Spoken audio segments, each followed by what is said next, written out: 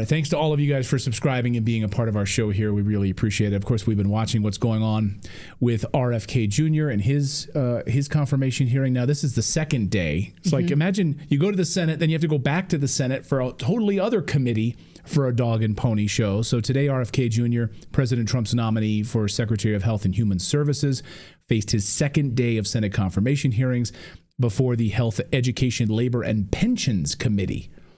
The session was marked by a lot of intense questioning from both sides of the aisle. Actually, even Republicans got in on it. The hearing also, though, delved into Kennedy's past comments on various health topics, including his views on vaccines. Even though he covered it yesterday, let's do it all over again. Well, it's like you say, play the hits. Yeah. That's what they got. They keep asking him, are you anti-vax? Are you anti-vax? But actually, one moment really stole the show, and it didn't even include RFK Jr. It included Senator Rand Paul, destroyed his Senate colleagues over their vaccine safety hypocrisy. Watch this moment. Senator Paul. You know, I think the discussion over vaccines is so oversimplified and dumbed down that we never really get to real truths. And it's why people up here are so separated from real people at home. So we talk about hepatitis B. It's a terrible disease. It could lead to liver failure, as the chairman said. But the reason you have distrust from people at home and why they don't believe anything you say, and they don't believe government at all, is you're telling my kid to take a hepatitis B vaccine when he's 1 day old. You get it through drug use and sexually transmitted. That's how you get hepatitis B. But you're telling me my kid has to take it at 1 day old. That's not science. And so every person with a bit of common sense, even people who don't resist vaccines, I vaccinated all my kids. I believe vaccines are one of the modern miracles beyond all pale. The Speckled Monster is a great book about the introduction of the smallpox vaccine in 1720 into our country. All miracles. But I'm not a one-size-fits-all. It's not all or nothing. I chose to wait on my hepatitis B vaccine, and we did it when they went to school. Does that make me an awful person? Does that make me an anti-vaxxer because I questioned the government dictate of whether I do it? And I'm not speaking for anybody else. I'm only speaking for myself. But for goodness sakes, let's have an honest debate about these things. The COVID vaccine. If you ask me my opinion, the reporters run up and down the aisle and they say, you still anti-vaccine? No, I'm pro-vaccine. But on the COVID vaccine and on the COVID illness, there was a 1,000-fold or more difference between the elderly and children. If you don't acknowledge that, you're committing malpractice. You're showing your ignorance. If you say a 6-month-old must be mandated to get it, the science is not there. So all this blather about the science says this and the science says that, no, it doesn't. The science actually shows that no healthy child in America died from COVID. Look it up. No healthy child died from COVID. And so the thing is that it's 1,000-fold greater. So if you ask me my advice as a physician, if you were 65 or older or overweight and some other conditions, I would have said, hell yes, I'd take the COVID vaccine. The risks of the disease were real and much greater than the vaccine. But if you ask me, should my healthy 6-month-old get it? See, these are the nuances you're unwilling to talk about because there's such a belief in submission. Submit to the government. Do what you're told. There is no discussion. There ought to be a debate. So I love that. That was beautiful. Watch it in its entirety. I mean, I wanted to smoke a cigarette after I don't smoke.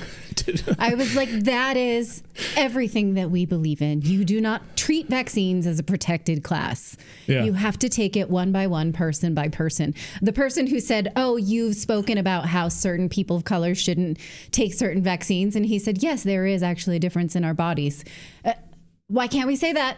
We need to be able to say that. It was beautiful. All right, let's bring in.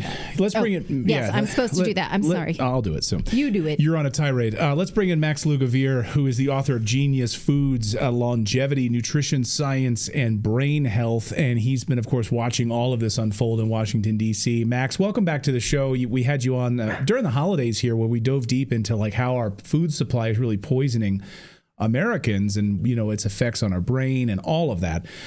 First, just at a high level, good to see you. And what is your response to kind of watching these two days of hearings here unfold? Yeah, I feel, by the way, if that wasn't a mic drop, I don't know what is. I mean, I feel like I need a cigarette as well. That was so beautifully put. And I feel like to be a sentient, rational, reasonable human being and to disagree with anything he said, I mean, you'd have to be either bought and paid for ignorant or dumb.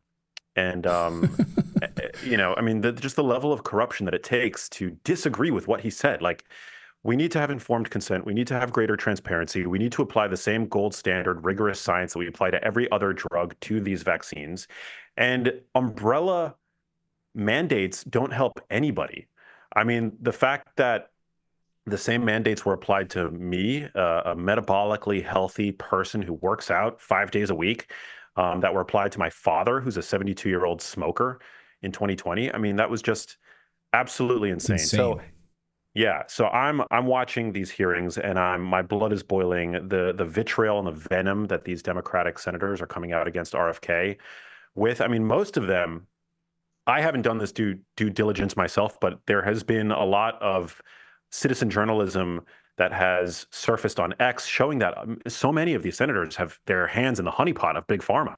It's just completely corrupt and infuriating. And, I have no idea how things would go were he to get the confirmation. I'm incredibly optimistic. I think we have a real historic moment here for the kind of radical transparency and a decoupling of church and state, the conflicts of interest that we often see in these regulatory industries and the way that they're in bed with the industries that they are meant to regulate.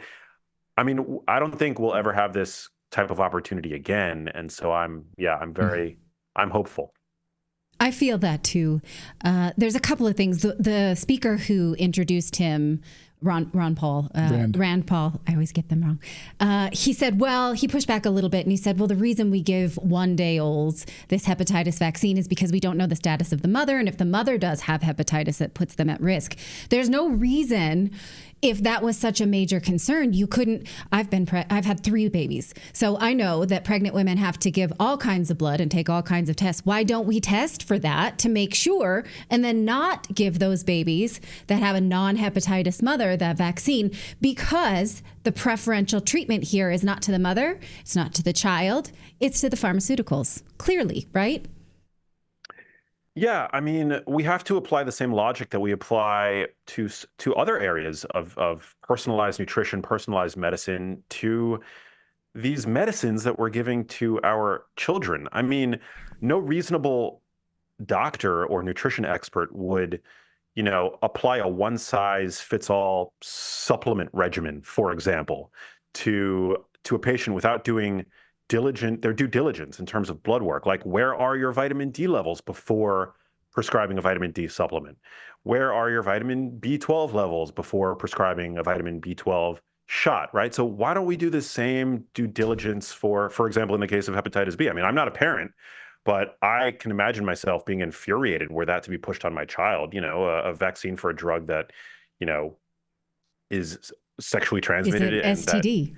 Exactly. Yeah. Exactly. And I think it's scary for those of us who maybe came to this a little bit late and thought, I just gave them the vaccines. Maybe I shouldn't have done that, because RFK Jr.'s argument is, I'm not saying all vaccines are bad. I'm saying we need better science on each of them.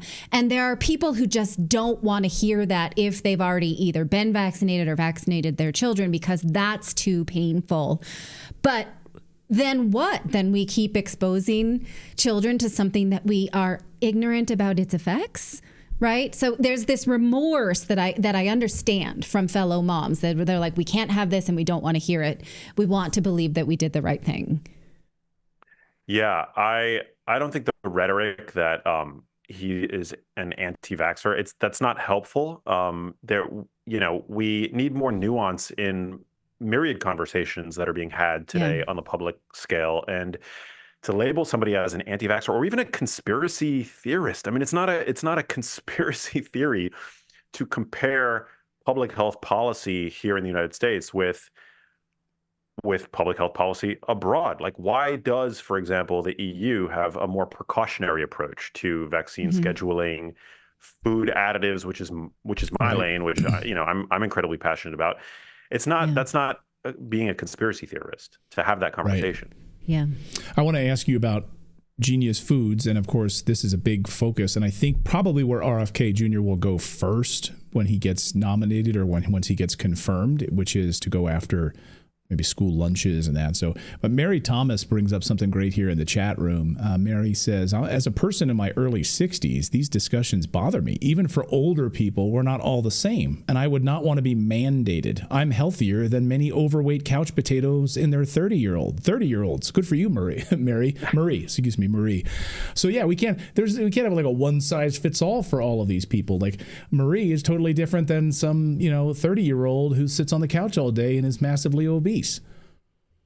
Yeah, and by the way, Clayton, I loved our long form interview. I thought that was one of my favorite conversations that I've had in recent memory. But yeah, it's completely true. And even within my own family, like their individual health varies. Like individual health varies, and there is no such thing as a one size fits all diet, supplementation regimen.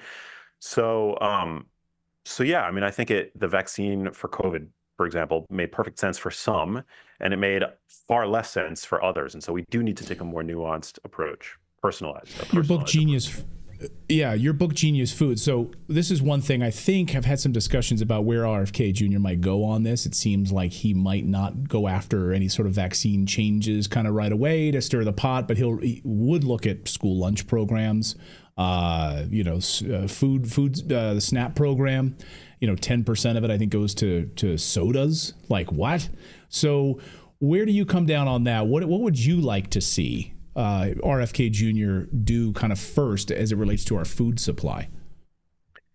Yeah, I think we need to bring rigorous science not just to the vaccine conversation, but also to the dietary conversation. And the fact that our dietary guidelines for decades, I mean, since the dawn of our dietary guidelines, have not been based on rigorous science, but instead what is essentially junk science, nutritional epidemiology, that's barely scientific. Much of nutritional epidemiology relies on food frequency questionnaires, which are notoriously unreliable, and yields the kind of nutritional narratives that I think, honestly, many of us are fed up with hearing. The meat bad, grains good, conversation. I think, sodium bad, really, really kind of harmful, dogmatic, and actually, might in many ways be thought of as having paved the way for the fact that, almost 1 in 2 adults today is not just overweight, but obese. 50% of adults have either type 2 diabetes or pre-diabetes. And so with regards to school lunches, I mean, in the past, dietary guidelines form the basis of the nutritional interventions that might be applied to free school lunches. And so everything is connected. We need to make sure that our dietary guidelines are based on rigorous science. And that's hard to do when 50% of the members on the Dietary Guidelines Committee have conflicts of interest with the ultra-processed food industry, with Big Pharma. In 2020, the committee members had 95% of them had conflicts of interest. And that's why, again and again, you see things like the food pyramid, which, I mean, the food pyramid is now retired, but for decades we were told every single day we needed to consume between 6 to 11 servings of grains. And if you were to actually look at the illustrated version of the food pyramid, you'd see pasta and bread and rolls and things like that. I mean, no human needs any of those products for good health. Yeah. Right. Our diets should be based around not to meat mention dental and vegetables health. and eggs. Exactly. Yeah. Right. I mean, just to give you an example real quick, I'll let you give the final word, Natalie. Okay. But like David, our producer, he was at 235 pounds. Has he said you could share this? I'm sharing it. I don't care. He was at 235 pounds, and he's really cut out all of that, and just focused on mostly meat and and dairy. And he's down to like 179 now, almost 60 pounds. Because of eating healthier and cutting that. So yeah, if you listen to the food pyramid, he'd tack on all that additional weight. Anyway, sorry, go ahead. Okay, at the top of my wish list, because over the Christmas break I read The Fluoride Deception, scared the crap out of me, and RFK Jr. has said that he wants to remove that from our food supply because we know now it is a neurotoxin. Would you like to do a lap on that one? Because if you study that our food, even our grown food, is watered with fluoride. So how do you feel about that? Where would you rank it in your wish list? Yeah, I mean, I have to admit, it's not. It's something that I think needs attention, but it's not super high on my priority list because I feel like there are bigger rocks for most people. Cutting down on the consumption of ultra processed foods, But I do think it's worth talking about. I think it's important. I mean, why are we, without choice, without full informed consent, being exposed to this neurotoxin in our water supply that actually, at the population scale, even the government recently acknowledged, is associated with lower IQs in children. So I do think it's important. And if you want your fluoride, I mean, 99% of toothpastes on the market have fluoride in it. You can get it with your biannual dental cleaning. I think the fact that we don't have a say in the matter, I think that's problematic, and I'd love to see it removed from municipal water supplies. Yeah. Well, our guest has been Max Lugavere. You can read his book, Genius Foods, and also watch our deep dive interview that we did about the food supply and a really great discussion. So, Max, thanks so much for your time on this, and hopefully we can make America healthy again. Thanks, Max. Thank you guys so much.